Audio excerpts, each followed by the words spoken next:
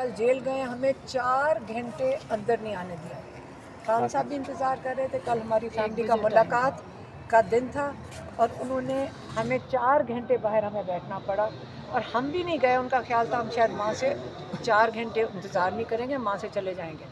آج جب ہم گئے ہمیں اندر کورٹ کے جانے نہیں دے رہے تھے.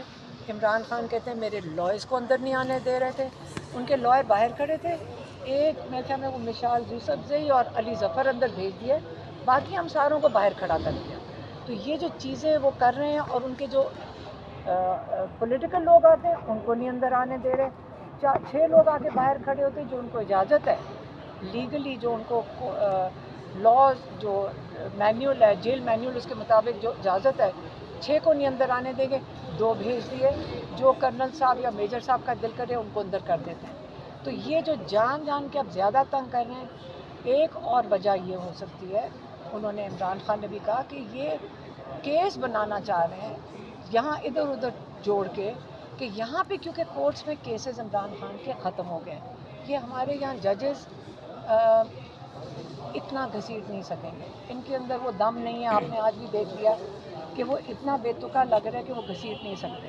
تو اس لیے ان کا خیال اب تیاری ہو رہی کہ ان کو ملٹری کسٹڈی میں لے لیا جائے, کسی طرح ایک پرائم منسٹر کو ملٹری کسٹڈی میں لے لیں گے. تو یہ آپ کے لیے آج کی جو انفارمیشن تھی وہ تھی. اچھا علیمہ صاحبہ, یہ بتائیے گا کہ عمران خان نے آکسفورڈ کا وائس چانسلر کے طور پر بھی انتخابات لڑنے کا فیصلہ کیا ہے, تو کیا کوئی کسی قسم کی لابنگ کی جا رہی ہے وہاں آکسفورڈ کے جتنے دیکھیں میں آپ کو بتاتی ہوں, میں تھوڑا سا اس کے بارے میں سمجھا دوں. آکسفورڈ کے لیے عمران خان لڑ نہیں رہے تھے, وہاں پہ جو المنائے ہوتے ہیں انہوں نے ان کو منتخب کیا, انہوں نے ان کا نام نامینیٹ کیا. نامینیشن کے بعد انہوں نے وہاں سے پوچھوایا کہ آیا ہم ان کے نام نامینیٹ کیا ہوئے, تو اگر خان صاحب اگری کرتے ہیں تو وہ کاغذ سائن کر دیں گے. تو خان صاحب نے کہا کر لو, بس اتنا ہی ہے. اچھا میڈم, آپ نے جو خان صاحب کی ایلیمنیشن کے حوالے سے بات کی ہے, اٹس کوائٹ سیریس میٹر.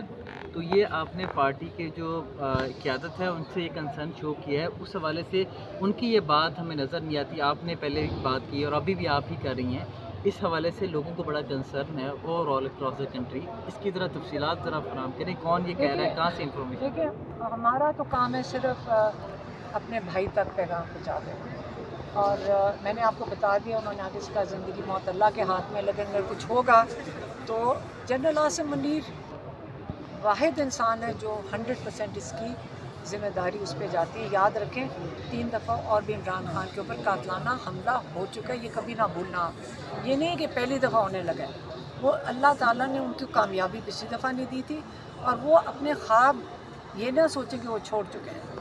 تو ہمارے کام میں عمران خان کو بتا دینا, لیڈرشپ کا تو مجھے نہیں پتا کہ کس کو بتانا ہے. Thank you.